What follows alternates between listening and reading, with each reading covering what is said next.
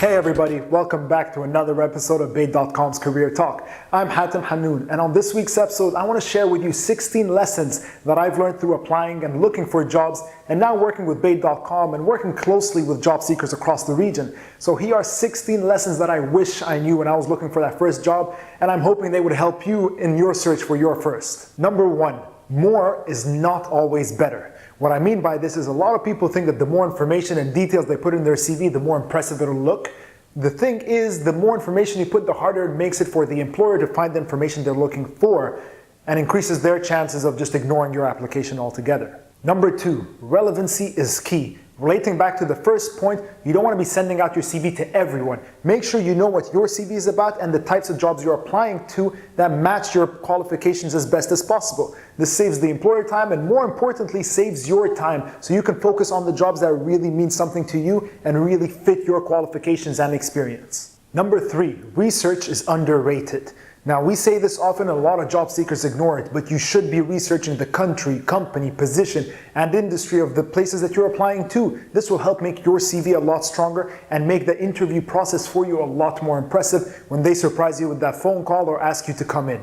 Number four, optional isn't really optional. A lot of the times when you come to apply to a job, it'll ask you if you want to attach a cover letter, or a questionnaire will pop up for you to answer, or they'll ask for recommendations. Things that may seem optional, and a lot of job seekers just skip over these things. But you have to remember that the employers put them there for a reason. They want to know certain things about you. And the more information you give them up front, the more likely they are to give you a call. Number five, generic cover letters are silly. Now, a lot of times a job seeker will write a cover letter and just send out the same cover letter to every company they apply to. This does very little for the employer, and employers and recruiters will be able to immediately tell if this cover letter has been recycled over and again and sent out to everyone. It's almost better if you don't send a cover letter at all than to send one of these generic template ones that you send out to everyone. For the companies that you do really care about, spend some time writing a detailed, or rather a tailored cover letter specifically for them. Number six, typos are very rarely tolerated. Now, if you're sending your CV or application to a recruiter, that's the only piece of information they have about you, and it's in written form. So any typos or mistakes that you have in it sends a bad signal to the recruiter about the attention to detail that you have. If you don't care that much about your CV that you're leaving typos and mistakes in it, it tells them a whole lot about what could potentially happen if you were to come into the job, and recruiters won't overlook this fact. So make sure you proofread multiple times, review your application before sending it across. Number seven, it's not all about you. Now, it's easy to get carried away, whether on your CV or in the interview, talking on and on about yourself and your aspirations and ambitions and how taking this job will help you grow and learn and do wonderful things. But at the end of the day, the employer wants to know how you can add value to them. So make sure the whole conversation, whether in written form on your CV or in the interview, is focused on the employer and what skills and qualifications you have that will help them achieve their goals. Number eight, don't tell, show.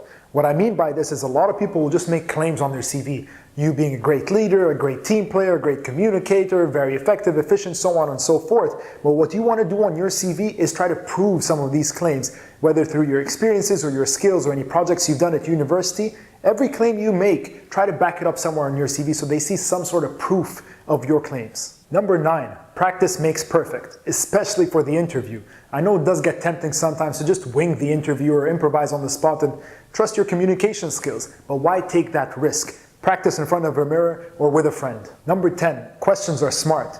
It's fantastic if you're able to answer all the questions that an interviewer throws at you, but at the same time, don't be hesitant or shy to ask your own questions. It shows the employer that you're really determined, that you're passionate, that you're really interested and invested in the vacant position, and shows that you've done some research. So understand what the company's about, prepare some questions so that you can learn more about the company and the recruiter and the position you're applying for in the interview.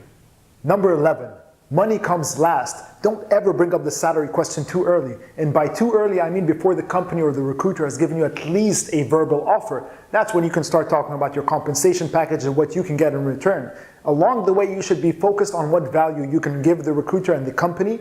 At the same time, maybe what you can gain from that experience in terms of learning or growth. But in terms of money, don't bring it up too early until they've given you an offer. Otherwise, it could send the wrong signal to the employer. Number 12, don't waste your time waiting. Now, when you apply to a job, I know this may sound harsh, but assume that you've been rejected. This will save you some time sitting and waiting for that phone call or your eyes glued to the screen waiting for that email response from the company. Assume you've been rejected, get ready, prepare your next CV, and continue applying. When you get the response, you respond to it accordingly, but you wouldn't have wasted time along the way applying to other opportunities in the market. Number 13, not getting a response is not a dead end. If you haven't heard back from an employer, sure, don't get too hung up on it and wait for their response, but at the same time, if you're really keen about that position, find the recruiters through social media or otherwise, or through the email, and follow up with them. You really have nothing to lose. Number 14, it's never too early to apply. And I see this happening a lot with students, that they wait until the final moment when they graduate, at the time when they want a job, to start researching and applying. Truth is, recruitment is a lengthy process. Finding a job does take some time. So especially if you're a student, start looking, researching, and applying to jobs in your final semester before graduation. If you're a current employee or a job seeker, start ahead of time. Don't wait for the moment where you want a job right now to start looking and applying for jobs. Number 15. Always be on alert mode. What this means is, even if you're not actively applying to opportunities, make sure your CV is always updated. Make sure your social media presence is strong, because you never know when jobs may come your way. A lot of employers on Bayt.com contact job seekers directly for unadvertised positions. Number 16, break the rules. Sometimes you need to think really creatively to stand out from the competition. So aside from sending your regular CV, think about what else you can do to really get the recruiter's attention.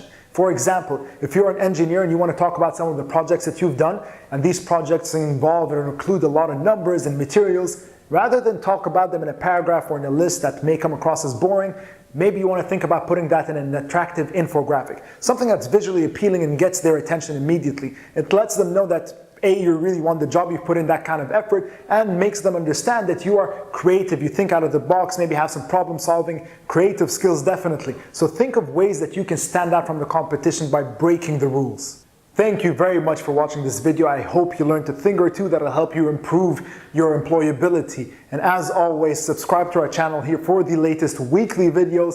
Follow us on Facebook and Instagram as well, and I'll see you next week.